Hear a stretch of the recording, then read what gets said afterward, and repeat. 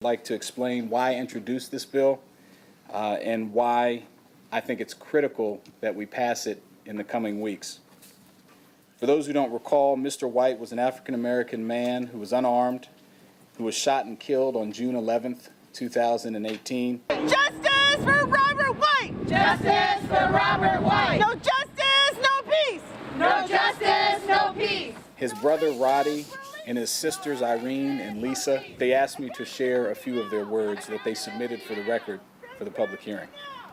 Those who knew him were aware that he had a habit of walking all over Silver Spring at odd hours of the day and night.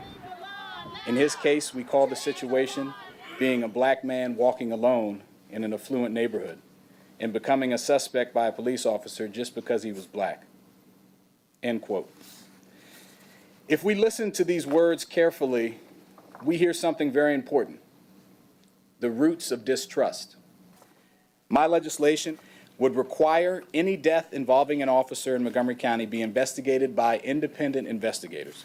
And it would also require that a public report of that investigation be available to the public. Montgomery County has a great police department. Our police officers are professional, they're dedicated, and highly trained. The county executive and I share your view that a department should be open and as open and as accessible as possible. The executive and the police department look forward to working with you to craft legislation that will accomplish those goals. That alone will not address this climate of distrust. My goal with this bill is to build that trust with our communities and our law enforcement. I'm married to a black woman, and I have 2 sons. And I want my sons today to be able to have confidence and trust that the police are there to protect them. I think the message here really is that Montgomery County can always do better.